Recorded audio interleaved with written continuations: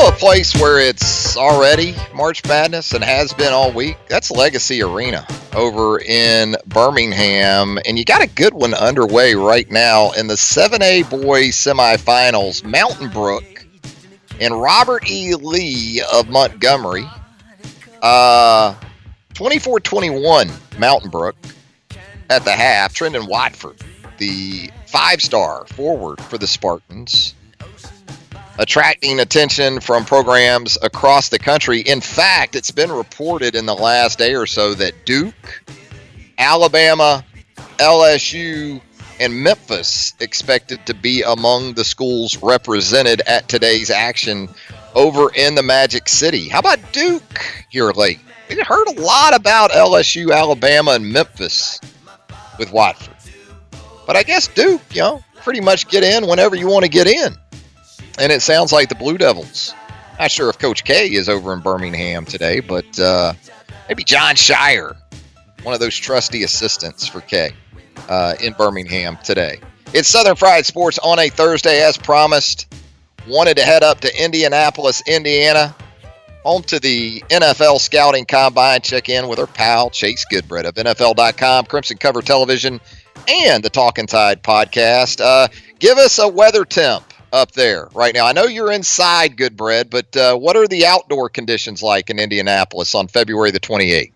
Yeah, they've been in the high 30s, I think, and it's probably going to be like that for most of the week. Pretty cold, but not anything like we've experienced before. There was one year up here it was below zero. It's the coldest I've ever been, but not awful. Like you said, this most of this thing's indoors anyway.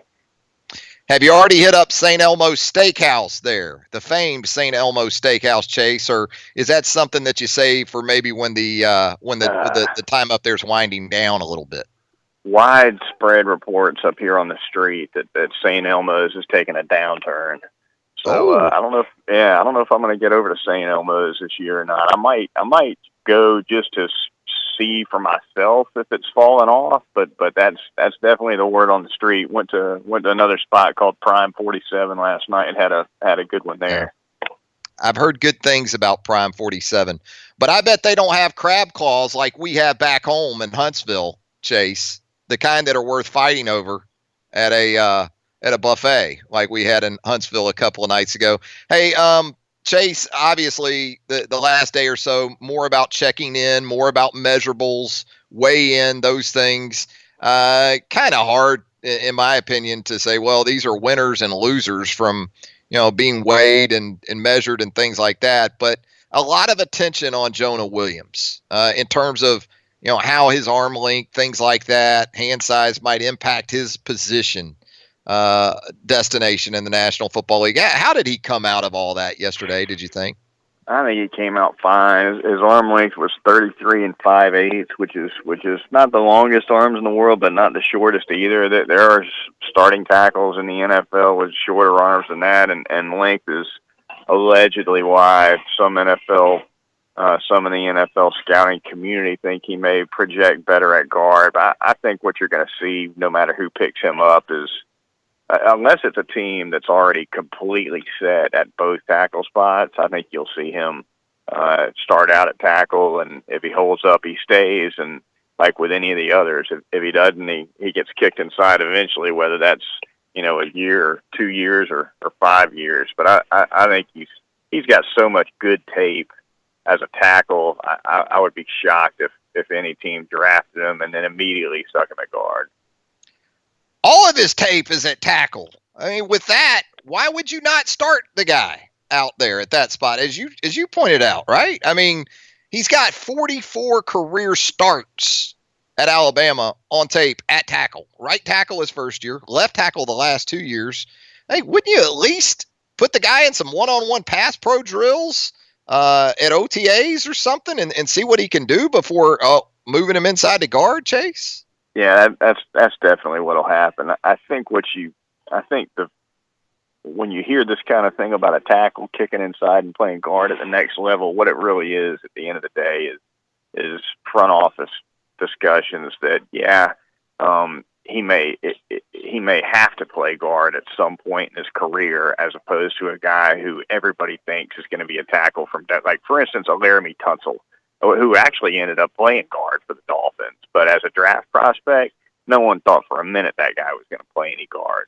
Straight tackle. And then with other guys, maybe for this reason or that reason, arm length, whatever the case may be, the thinking is that they might have to move to guard at some point. But Jonah Williams, I think, will be a tackle in the NFL. He'll certainly get his first chance to play there.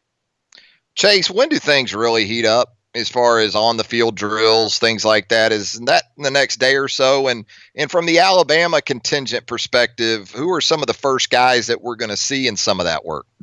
Yeah, the offensive linemen and the quarterbacks and the running backs, that group kind of comes in first. So those are some of the workout numbers you'll see first, and those are the guys that are getting measured now. So they bring in these players by position, and they bring them in staggered.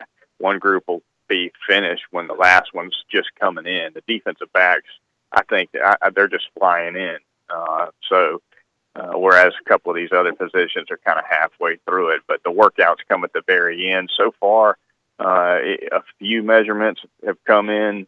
Damian Harris checks in 5'10" and an eighth, 216. Josh Jacobs comes in 5'10", 220 with big hands, 10 and an eighth on the hands. And, the hand measurement, obviously, that's a little bit more important for anybody that handles the football.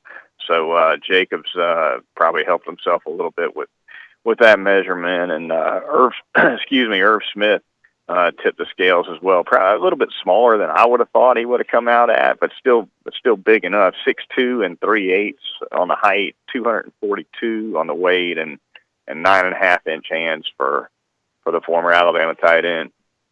Yeah, it might be more one of those move tight ends, I guess, Chase, than an inline guy at that size, and kind of, I guess, what he was with Hale Henches, right, at Alabama, with those two working together. Yeah, I think Irv Smith is a heck of a blocker, but really anymore for an inline blocker, that's small in the NFL. Doesn't mean it's too small. Doesn't mean he can't do it. But you generally see guys, if they're going to be playing inline and on Sundays, those guys are generally at least 260. Chase, the big buzz, and it seemed like we could almost shut down the combine for the year once Skyler Murray was measured this morning. The Oklahoma quarterback checked in a tad over 5'10". I think that caught some people by surprise. But are we not talking about the fact that he weighed in at 207? That was up a pretty good bit from his playing weight in the fall, wasn't it? It was. I think he and supposedly he's not going to do anything else here other than interview. So I don't think he's going to throw. I don't think he's going to work out. I don't think he's doing any of that. So as long as he interviews well, he comes out okay going into pro day, which is where he'll work out. But yeah, there were concerns that he wouldn't even be 5'10", that he'd be 5'9" and change. Those concerns were allayed. He was 5'10" and an eighth. Some thought he was going to be too light. He comes in at 207, which is on the heavy side of expectations. And there were some worries about how big his hands were, and those turned out to be 9.5 inches, which is acceptable. So I think he made out pretty well all around on the measurement part. Is there really that big a difference between 5'9" and 5'10", though, with Kyler Murray? I mean, Chase, if you were going to draft Kyler Murray, and you're already in his boat, does that really change much going from 5'9" to 5'10"? If you like the guy, you like him, right? Right.